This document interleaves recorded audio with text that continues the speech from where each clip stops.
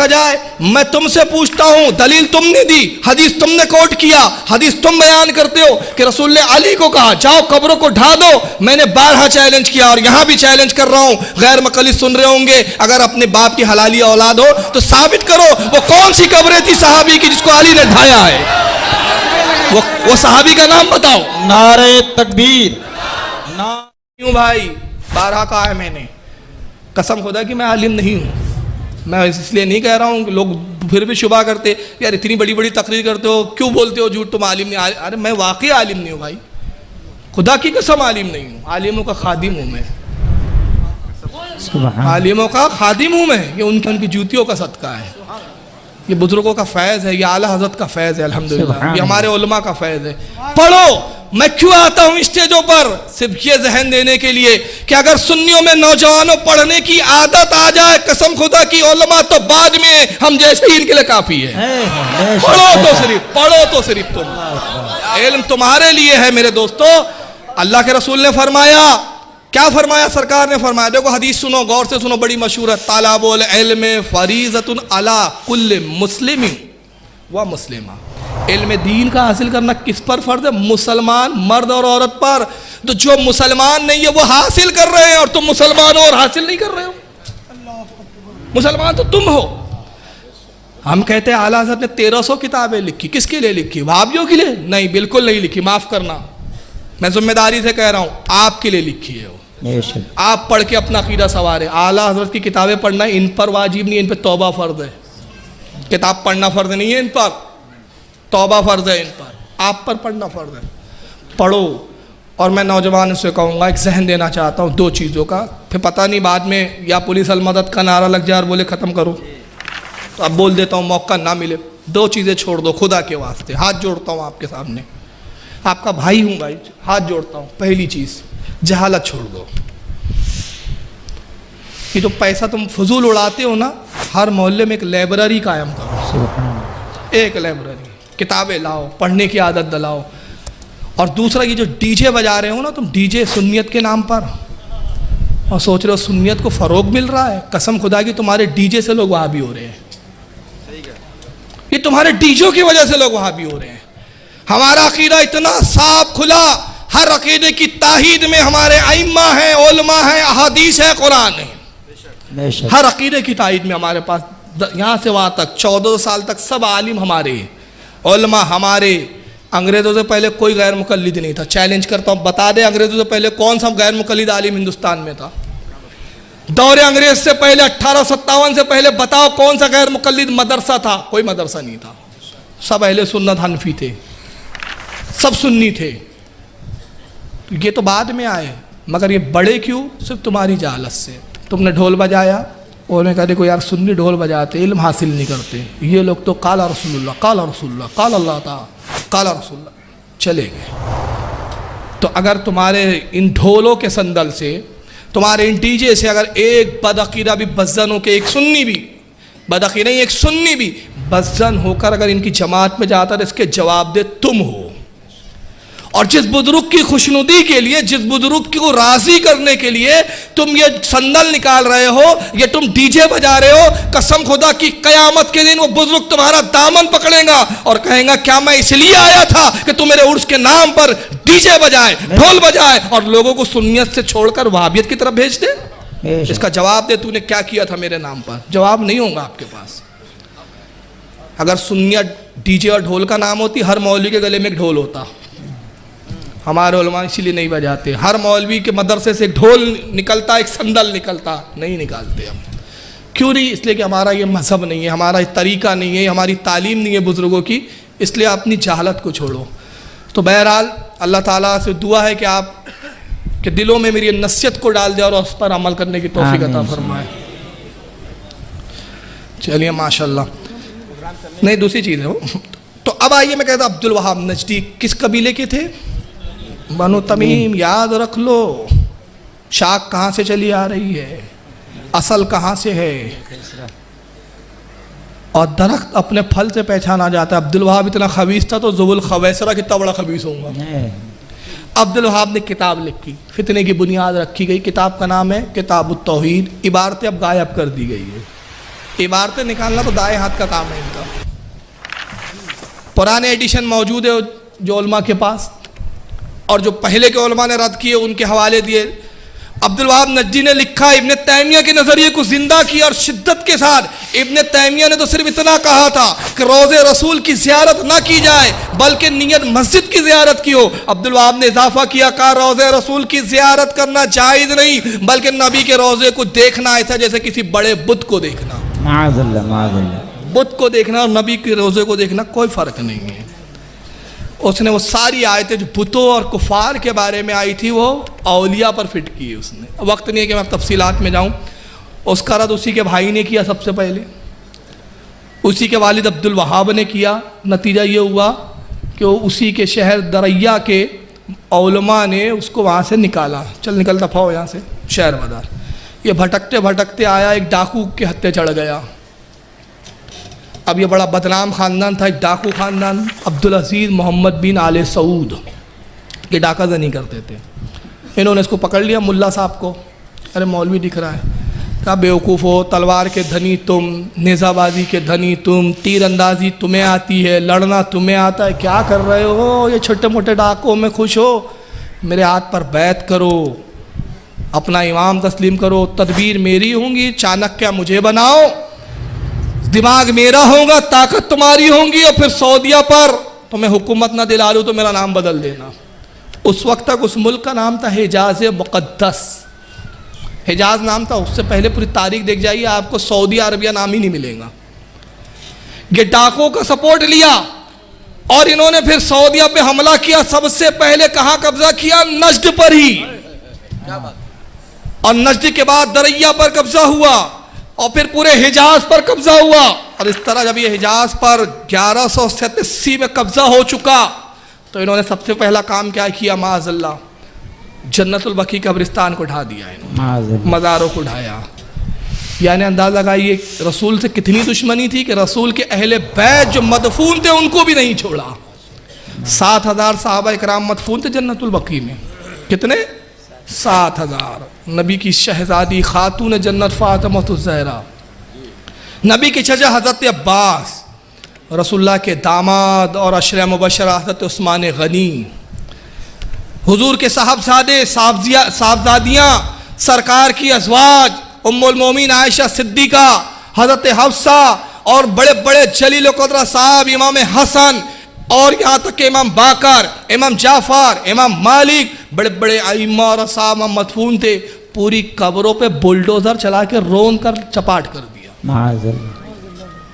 अच्छा चलो, कब्रों से दुश्मनी थी। अब आप ताज्जुब करोगे अगर तारीख पढ़ो सकी, 250 यानी 250 मस्जिदों को ढा दिया इन लोगों ने। अब आप सोच रहे होंगे यार ये मस्जिद क्यों ढाया इन्होंने? ये मस्जिद तो अल्लाह का घर है ना, ये तो बहुत अल्लाह अल्लाह वाले है, ये बात बात पे अल्लाह अल्लाह अल्लाह अल्लाह। वो मस्जिद को इसलिए ढाया गया और 250 को चुन चुन कर, आपको बड़ा ताज्जुब होगा।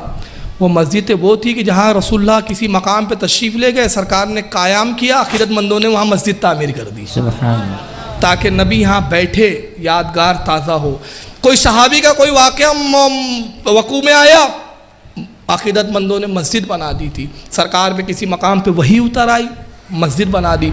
इन्होंने कहा ये मस्जिदें जो बनाई गई है ये तबर्रुक की नियत से बनाई गई है, रसूलुल्लाह के तशरीफ आवरी या तशरीफ रखने की बिना पर बतौर तबर्रुक हासिल करने के लिए बनाई गई है, और किसी से तबर्रुक लेना ये हमारी शरीयत में शिरक है, नाजायज़ है, ढा दो। 250 मस्जिदें ढा दी। मैं पूछना चाहता हूँ, चलिए मान लिया कि वो तबर्रुक की नियत से बनाई गई थी, हालांकि इसका जिक्र तो कुरान में कि जहाँ असाब कैफ थे वहाँ पर भी मस्जिद बनाई गई थी। मान लिया कि वो भाई तबर्रुक की नियत थी, अक़ीदत थी, मगर इबादत तो अल्लाह ही की होती थी ना। वहाँ कोई नबी को तो सजदा नहीं करता था, मगर मालूम हो गया कि तुम्हें नबी की हर अज़मत वाली चिड़ से नफ़रत है। अब मोहब्बत किससे है? अब ये तारीख़ का नया गोशा आपके हवाले कर रहा हूँ।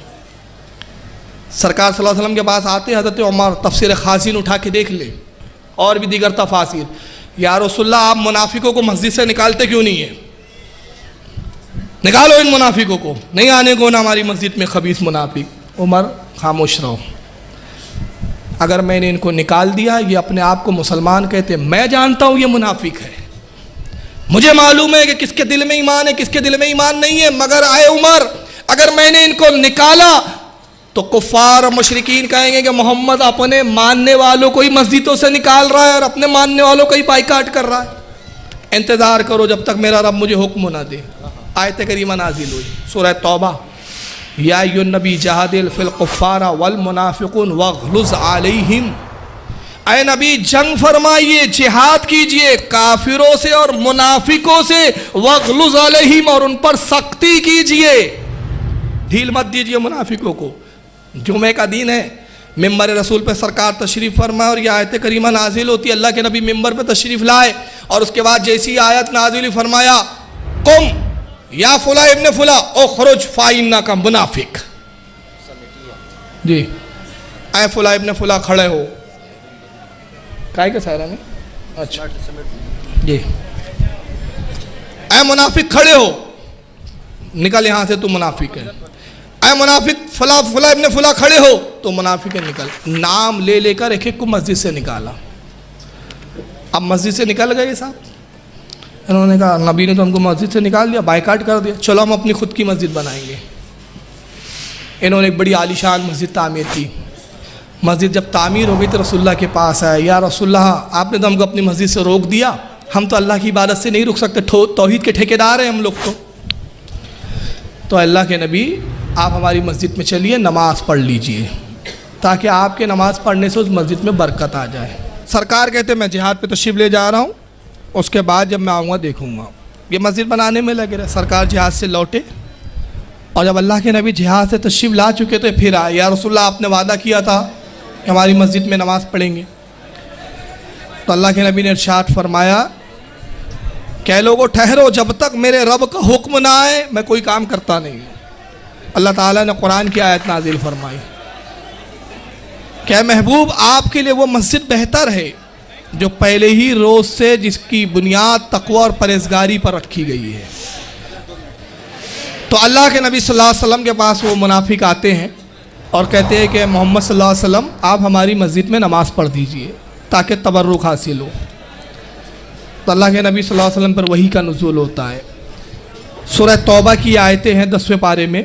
अल्लाह फरमाता है महबूब उसी मस्जिद में आप क़याम कीजिए जिसकी बुनियाद पहले ही रोज़ से तक़वे पर रखी गई है। अब यहाँ उलमा मुफस्सिरीन कहते हैं या तो मस्जिद नबवी से मुराद है या मस्जिद क़ुबा मुराद है। और फिर अल्लाह इरशाद फरमाता है महबूब उस मस्जिद में आप कभी खड़े ना होना कि जिस मस्जिद में पहले ही रोज़ से जो इसकी बुनियाद फितने और फसाद पर रखी गई है।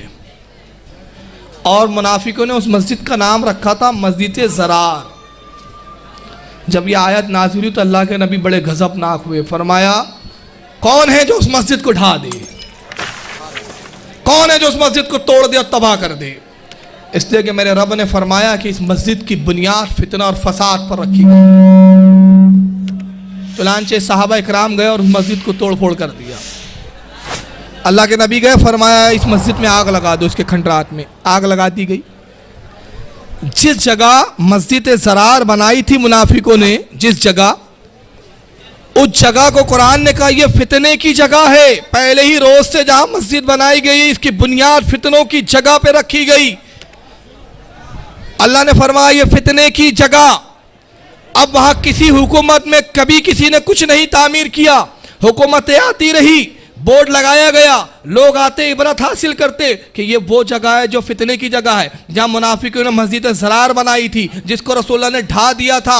1400 साल का अरसा गुजर गया, वो जगह वैसे ही रही, किसी ने कोई तामीरात नहीं की, वो जगह खाली रही, फितने की जगह डिक्लेयर होते रही। मगर आले सऊद को क्या सूझी कि इन्होंने वहाँ एक बड़ी आलीशान मस्जिद तामीर की और मस्जिद का नाम रखा मस्जिद नूर। बड़ी आलीशान मस्जिद है, बेचारे हमारे चंद नावाकिब जिनको मालूम नहीं, हमारे सुन्नी हाजी जाके भी नमाज पढ़ाते हैं। क्या समझ में आया मिजाज कि जो मुकद्दस मकाम है, जो मुकद्दस जगहें हैं, जन्नतुल बक़ीया मुकद्दस है, अल्लाह के रसूल ने इरशाद फरमाया, जन्नतुल बकी का नाम जन्नतुल बकी क्या है? जन्नतुल बकी के मायने क्या है? जन्नत के मायने जन्नत, और बकी इसलिए कहते हैं एक जो है दरख्त होता है मदीने में, गरकद। गरकद यानी वो जगह जहाँ गरकद के दरख्त हो उसको कहा जाता है बकी। खित्ते को कहते हैं, यानी जन्नत का टुकड़ा, जन्नत का खित्ता, जन्नत का हिस्सा। और अल्लाह के नबी ने फरमाया कि जो जन्नतुल बकी में ईमान की हालत में दफन हो गया, क़यामत के दिन अल्लाह ताला ने उससे हिसाब लेगा ना किताब, उसको जन्नत में डाल देगा। यह जन्नतुल बकी का मकाम है। तो जहाँ नबी का ख़ानदान था उसको ढाया, और जहाँ नबी ने जिस चीज़ को ढाया था वहाँ इन्होंने बनाया। तो अंदाज़ा लगाइए कि जहनियत क्या है। और जहनियत का यह हाल है कि ये सब ढाने और उसके बाद ये फ़क्र भी किस तरह करते हुए नज़र आ रहे हैं। आइए ज़रा देखें इसको। उर्सा, और अगर इस्लामी हुकूमत हो और मुवाहिदों के हाथ में हुकूमत आ जाए तो ये धरती कभी भी इन कब्रों के साथ नहीं रह सकती। इस धरती को पाक कर दिया जाता है। अल्लाह रहमत करे मोहम्मद बिन अब्दुल वहाब नजदी रहमतुल्लाह अलैह पर, जिन्होंने ला इलाहा इल्लल्लाह की आवाज़े को इस पाक सरजमीन सऊदी अरब से बुलंद किया। मोहम्मद बिन सऊद से अल्लाह राज़ी हो रहमहुल्लाह, उन्होंने इमाम मोहम्मद का साथ दिया। और ये धरती जहां पर दरबार लसूड़ी शाह, फसूड़ी शाह, एतशाह, कामा वाली सरकार के नहीं थे, जहां ज़ैद बिन खत्ताब का कुब्बा था, जहां खुदीजा के दरबार थे, जहां सहाबा की कब्रें थी, इन सारे दरबारों से इस धरती को पाक करके यहाँ एक अल्लाह के घर को छोड़ा गया और ऐलान किया गया, लोगों ये पेशानी झुक सकती है तो अर्श वाले के सामने, और बंदे की पेशानी बंदे के सामने नहीं झुका करती।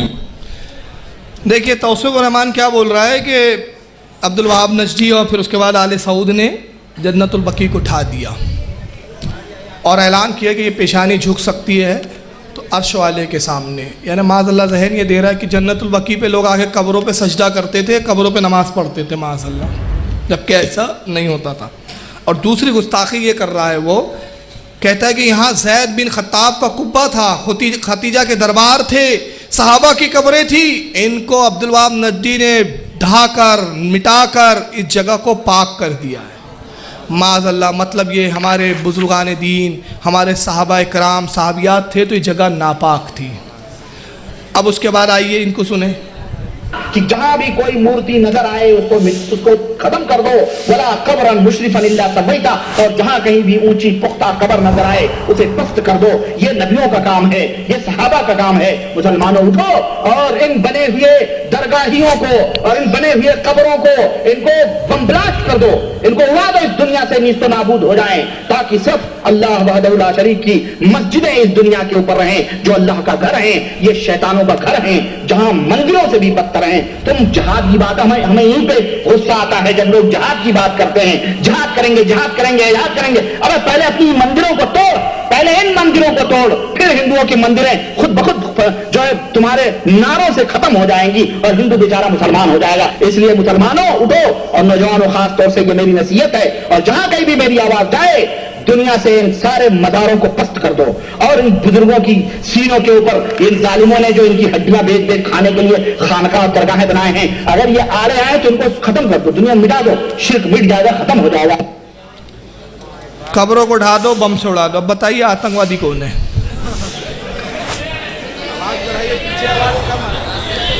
बस एक जुमला आपसे पूछा, मैं नहीं कह रहा हूं, सवाल है मेरा। कह रहा है कि बम से दरगाहों को उड़ा दो, और जो इस दरगाहों के बचाने में आड़े आए उनको भी उड़ा दो। तो आतंकवादी की बात कौन कर रहा है? और जब सामने आने आते हम तो अमन पसंद है, मक्कार गिरगुट की तरह रंग बदलते हो। और दलील क्या दी है? रसूलुल्लाह ने हजरत अली से कहा, जाओ जो को कब्र पुख्ता नजर आए इसको ढा दो, जो बुत नजर आए इसको ढा दो। मेरा पहला सवाल, गैर मुकल्लिदों में हौसला हो तो जवाब दो। अगर अल्लाह के नबी ने कहा वो कब्र ढा दो, तो वो कौन से मुसलमानों की कब्र थे जो रसूल के ज़माने में गैर शरई बन गई थी? वो कौन सी कब्र थी भाई? मुसलमान कहाँ से शुरू होंगे? रसूल पर जो ईमान ला रहा है। अब जो रसूल के ऊपर ईमान लाया मुस्लिम सहाबी, इंतकाल हुआ नबी की मौजूदगी में, क्योंकि नबी हुक्म दे रहे हैं कि कब्र को ढाओ, अली जाओ कब्र को ढाओ, तो मज़ार व कब्र अली के सामने, रसूल के सामने बनी। तो जब रसूल के सामने बनी तो खिलाफ शरा क्यों बनी? तो इसका मतलब वो सहाबा की कब्रें नहीं थी। वो किसकी कब्रें थी? वो मुशरिकान मक्का की कब्र थी। अल्लाह के नबी ने नहीं चाहा कि कोई शिर्क का निशान बाकी रहे, तो दो जुमले साथ में हदीस के फरमाया, कब्रों को भी ढा दो और बुतों को भी ढा दो, शिर्क को ख़त्म करो। और दूसरी बात मैं कहता हूँ, चलो अब अली ने तो ढा दिया था, अब तुम कह रहे हो चलो वो सहाबा की कब्रें थी, मान लिए थोड़ी देर के लिए, मान लेते हैं थोड़ी देर के लिए। अली गए, सहाबा से कहा कब्र ढा दी सहाबा की। चलो जब ढा दी तो फिर अली के ढाने के बाद किस ज़माने में दोबारा फिर बनी? वो कौन लोग थे जिन्होंने फिर दोबारा बनाया, जिसको ढाने के लिए अब्दुल वहाब नजदी को नजद से पैदा होना पड़ा? वो कौन सा ज़माना था जब ये दोबारा कब्रें बनी? वो साबित करो। तो 1400 साल से किसी आलिम को नहीं समझ में आया, ये इनको समझ में आ गया। और एक ख़ास बात मैं बताना चाह रहा हूँ, क्या 1400 साल की तारीख़ में किसी ने ये फतवा दिया है किसी आलिम ने कि कब्रों को ढाया जाए? 1400 साल की तारीख़ में किसी आलिम का नाम बताओ। अब आइए, इससे पहले कि मैं एक सवाल करूं, पहले इन्हीं का सवाल करो। ये वहाबी ये सवाल बहुत दोहराते हैं, सुन लीजिए। अल्लाह रहमत फरमाए इमाम अब्दुल अजीज आले सऊद रहमतुल्लाह अलैह पर, जिसने यहाँ पर बने हुए दरबारों और दरगाहों को तोड़ा, बकी कब्रिस्तान में बनी हुई सहाबा की कब्रों पे बने हुए कुब्बों को गिराया। और जब इंडिया पाकिस्तान के मौलवियों ने दरखास्तें लिखी तो उन्होंने जवाब में सिर्फ ये कहा था, एक हदीस अल्लाह के नबी की ला कर दे दो, एक हदीस अल्लाह के नबी की। तुमने तुर्कियों ने मट्टी गारे की बनाई थी, इमाम अब्दुल अजीज आले सऊद रहमतुल्लाह अलैह ने कहा मैं सोने की। आले सऊद ने कहा कि एक हदीस ला के दिखाओ कि रसूलुल्लाह ने कहा कब्र को आप पुख्ता बनाओ। तुर्कियों ने मिट्टी और गाड़े की बनाई, खुद ही नहीं समझ रहा बोल क्या रहा है। तुर्कियों ने जो बनाई थी वो मिट्टी की थी। जब वो मिट्टी की थी तो फिर उसको ढाने की ज़रूरत क्या थी? जब वो पुख्ता ही नहीं थी, मिट्टी की थी, तो फिर ढाया क्यों गया? तो मतलब बुग़्ज़ में ढाया गया। और दूसरी चीज़, तुम कहते हो कि एक हदीस लाओ जिसमें रसूल ने कहा हो कि कब्रों को जो है बनाया जाए, पुख्ता रखा जाए। मैं तुमसे पूछता हूं, दलील तुमने दी, हदीस तुमने कोट किया, हदीस तुम बयान करते हो कि रसूल ने अली को कहा जाओ कब्रों को ढा दो। मैंने 12 चैलेंज किया और यहां भी चैलेंज कर रहा हूं, गैर मकली सुन रहे होंगे, अगर अपने बाप की हलाली औलाद हो तो साबित करो वो कौन सी कब्रें थी सहाबी की जिसको अली ने ढाया है? वो सहाबी का नाम बताओ। नारे तकबीर, नारे रिसालत, मसलके आला हजरत, नारे तकबीर, नारे रिसालत। वो कौन से सहाबी के है, वो कौन से असहाब है जिनकी कब्रों को अली ने ढाया? हुआ साहब के नाम बताओ। आज तक बताने के लिए तैयार नहीं। अरे जब सहाबा की कब्रें गैर शरई बन गई और अली ने ढा दिया, तो जब इतना अजीम वाक़या तारीख़ इस्लाम का, और तारीख़ इस्लाम में यही नाम नहीं मालूम कि कब्रें किन की गैर शरई बनी थी और अली ने किन के नाम किन किन बुजुर्गों की ढाई थी, तो इसका मतलब वो ढाई किसी और की गई थी। तुम झूठ बोल रहे हो। क्यों? कब्रों को बनाना, कब्रों को बरकरार रखना, ये सहाबा का तरीका था। आइए इसके लिए मैं बुखारी शरीफ पेश कर रहा हूँ। ये सही बुखारी जिल्द नंबर 1 और किताबुल जनाइज़। अब इसका बाब सुनो ज़रा, बाब कितना प्यारा है। इमाम बुखारी बहुत बड़े बरेलवी है, बड़े कट्टर बरेलवी थे इमाम बुखारी। इमाम बुखारी बाप क्या कायम कर रहे हैं? मा जा फी कब्रिन नबी सल्लल्लाहु अलैहि वसल्लम व अबी बकरी व उमरा, यानी रसूलुल्लाह की कब्र की तरफ जाना, सरकार की कब्र की तरफ जाना, अबू बकर और उमर की कब्र पर जाना। मतलब ये हुआ कि इमाम बुखारी अकीदा दे रहे कब्र रसूल पर, कब्र उमर पर, कब्र अबू बकर पर जाना ये मुसलमानों का तरीका है, ये मुसलमानों का तरीका है। अब चलिए इंशाअल्लाह फिर कभी मौका मिला बहरहाल ये हदीस मुकम्मल कर लेता हूँ। हद्दसना मोहम्मदो, हदीस बयान की इमाम बुखारी कहते हैं मोहम्मद ने काला अखबरना अब्दुल्ला ही, उन्हें खबर दी अब्दुल्ला ने। काला अखबरना अबू बकर बिन याशिन, कहते हैं हमें खबर दी अबू बकर बिन याश ने। अन सुफियान तमार, और उन्हें खबर दी सुफियान तमार खजूर बेचने वाले ने। अन्नहु हद्दसहु, वो हदीस बयान करते हुए कहते हैं अन्नहु रआ कब्रिन नबी सल्लल्लाहु अलैहि वसल्लम मुसन्नमा, कहते हैं कि मैंने नबी पाक सल्लल्लाहु अलैहि वसल्लम की कब्र को देखा, सरकार की कब्र को देखा। सरकार की कब्र ऊँट के कोहान की तरह थी, कोहान नुमा थी, जैसे ऊँट का होता है ना। तो इसका मतलब ये है कि बुखारी की हदीस बता रही है कि रसूलुल्लाह की कब्र जो सहाबा ने बनाई थी वो ऊँट के कोहान नुमा बनाई थी। कब्र को बरकरार रखना, कब्र को रखना, ये सहाबा का तरीका था। अल्लाह ताला समझ की तौफीक अता फरमाए। और मेरी गुजारिश है आप लोगों से, अमन व अमान सुकून से अपने अपने घरों को जाएं, किसी पे टॉन्ट ना करे, किसी को ना करे। मकसद आपको समझाना है, किसी को छेड़ना मकसद नहीं है। इसलिए कि हम अमन पसंद लोग हैं, गरीब नवाज के हम मानने वाले हैं, बुज़ुर्गों के हम मानने वाले हैं। और हमारे बुज़ुर्ग, हमारे जो है रहबर, वो अमन को पसंद करते हैं। अल्लाह ताला तौफीक अता फरमाए। वमा अलैना इल्लल बलागुल मुबीन।